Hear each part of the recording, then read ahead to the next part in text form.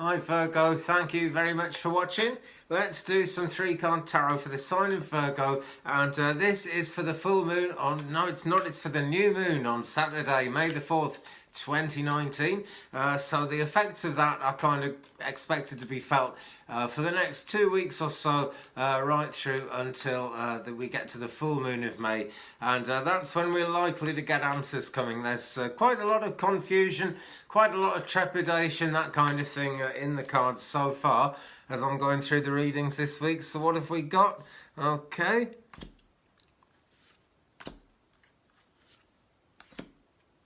All right. Let's put those down.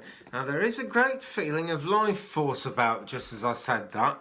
Not least because I usually pull an oracle card as we go along as a significator, but this one just kind of jumped off the pile there, so I'm going to give this out first and say this is pretty much the heart of the matter, or at least this is where everything is leading to in terms of this one for Virgo. Okay, so that's Kernos, I should say. Life force, express your driving passion.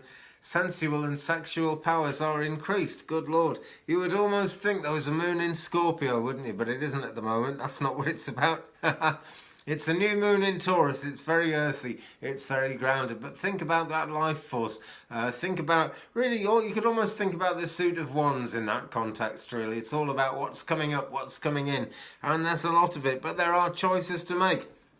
First card of the three, we have the Lovers here, and this is from Tarot in Wonderland, or Wonderland in Tarot, as my book says. No wonder it was cheap, but cards are just as good. Number 6, the Lovers. Okay, and so here we have the poor chap in the middle trying to decide between the Queen and Alice. And she's the Queen of Hearts, and she's mightily annoyed because someone has stolen her tarts. But this is what he has to decide. And this, guys, is almost you in that situation, Virgo. You're going to have to decide, you know, which one do you go with, really? They're both right in a sense. The Queen of Hearts sort of feels she's been wronged, and she has been. Alice is more about nurture. Which way to go, Virgo? I have a feeling, actually, that the Virgo feeling is going to go more towards nurture in that sense. And that's certainly the way to go in terms of life force. But in terms of driving passion, well, that's a difficult one. It's almost like standing still. It does look like a relationship is in the offing, most certainly. But it doesn't look like that's about to happen kind of in the next 5 minutes, if you know what I mean. This is all about getting ourselves aligned. I almost said realigned, and you could see it as a realignment, really. Realigned to go forward into the future. And here, for the second card, is a very forward-moving, forward-thrusting card. He's not all that charismatic, is he? The Knight of Swords, and he brings a lot to think about. A certain amount of division comes along with this card as well, but he is moving forward and he isn't being stopped. Excuse me. So he's a powerful force, he really is.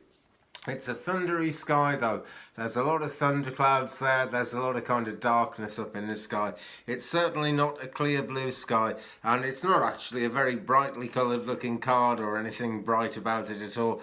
But the Knight of Swords is absolutely for real. He does actually have the ability to take things ahead. He does actually have the ability to cut through the CRAP and make things happen. And so he's a good soul to have around on this journey. I feel that things are a bit broken at the moment, and this really is why he's coming in. Okay, and this is as we go through the next couple of weeks. This is kind of the heart of the matter, really. And I'm coming back to life force again. Driving passion. He is going forward. He is able to cut through what needs to be cut through to keep going. And sensual and sexual powers are increased. Well, now then, in matters of love, in matters of the heart, that can be a real issue, can't it? This is looking like a healing possibility around that, if that's causing an issue in your relationship. But, you know, the main thing in any relationship, particularly if you're on the spiritual path, is your relationship with the divine, with the spiritual. Everything worldly follows on from that. So do be thinking about making that one right, okay? It's that life force thing again. It is a very, very cosmic thing. It's true, you know, the earth gave us life, but, you know, the universe gave the earth light. It's a long chain, and we are all one. We are all part of the same thing. We certainly are. So then, Where does this bring us next? The Nine of Swords. This is the third card of this spread. Came up earlier as the first card and we could do something about it. Now we're looking at a bit of a challenge as we go forward. But no doubt, as I say, the answers will be coming into being around the time of the full moon. So this is a temporary thing because there are actually things we can do about this here and now. Mr. Rabbit here, Mr. White Rabbit, is waking up from, or is, no, it's the hare, sorry, it's the hare. Mr. Hare is waking up from a nightmare. And he's got chess pieces all over his quilt cover there. All different chess pieces all scattered around the place. And I suppose if he's an animal, he probably doesn't actually know how to play chess. And he's, oh no, what am I going to do? Because it's not just that. All these chess pieces are symbolic of ups and downs in life, distractions in life, particularly distractions from the spiritual path. And I actually, in this case, mean very specifically the spiritual path as you negotiate your way round life's obstacles as we go into the first half of May. There is a lot to sort out, but what he can do, what he can actually do about this is get up and do something, yeah? These swords are hanging over his head, but they're blue, they're non-physical swords. He can actually get up and he can do something about it. This is really saying it's better to light a candle than sit in darkness, Virgo. And it really is, because I can see you being pulled in many directions here. So, you know, this card is so dark, we can barely read it. Let me just bring that back. So dark we can barely read it. But it's a real thing. And life, it's a very true to life card, that I think. You know, the alarm clock there, and it's the middle of the night, and the bed is like a wet tea towel, and you know, you just can't work out what you're going to do about anything. Things like if there's a dripping tap and you're trying to work out where is the drip, you know, am I going to wake up tomorrow morning and find the house flooded? Almost certainly not, actually, okay? The things we worry about don't tend to play out in full in reality. So do try not to worry, try not to be concerned. I actually see that worry and concern coming in. I don't see it turning into anything to worry about, but I do see it coming in and being around. And this is a, you know, this whole spread is about moving forwards in a way that's really a little bit awkward, really kind of making us stop and contemplate all the way. And when that happens, it's the life force thing that we need to be contemplating it in terms of. Okay, I see this spread as more happening in the chakras than happening out in the real world, except to say it is looking quite good for love. I do feel that a relationship could be on its way. I mean, you know, number 6, the Lovers, is very much like that. It is about life force, it is about passion, and it is about sensuality and sexuality as well in so many ways. Doesn't have to be though. That is really, and there are so many different kinds of relationship, aren't there? The fact is, things are going to change in your kind of immediate circle of people. There's going to be someone new, very close, or you're going to be very close to someone new. Same difference really, I suppose, isn't it? Okay guys, now then, we will do some more cards in a tick, but I just want to stop a second and ask please for subscribers. Big thanks from me to everyone who's subscribed so far. It's great to see the subscriptions going up. We're nearly at 500. I need 1,000 guys to actually get on live and do what I feel my guide and I do best, what we've had the most success with on YouTube so far, which is live psychic readings. I'm a spiritualist medium, it's what I do. So get subscribing, and with any luck I can actually get out there and do a one-to-one reading with you live on YouTube. I would love to do it. By the time you're watching this wand will have gone. This is the April subscriber giveaway. A real nice crystal wand, or at least I dare to say it's really nice. I think it's beautiful. So that will have been won by the time you're watching this. And what else? Now this is the May one. This is what you could win this month. Every month it'll be something. It'll be like either wood or crystals. So get subscribing for a chance now to win this 18-inch sodalite chip necklace. Got quite a few different shades of colour in the sodalite there. It's very natural. Some glass beads to lift it. A little bit of bling in Tibetan silver there, and a lobster clasp.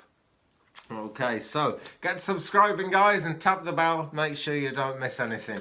Okay, right, well, we've done the 3. We've actually already had an oracle card as a significator, but I am drawn by my guide to go back into this deck. This is, let me show you, Kyle Gray, Keepers of the Light. It's a brilliant text published by Hay House. It's by Kyle Gray. Artwork is by Lily Moses, and it's really, really striking artwork. So I'm shuffling now and asking for another card to give us some clarity for the sign of Virgo on the new moon, May the 4th, 2019.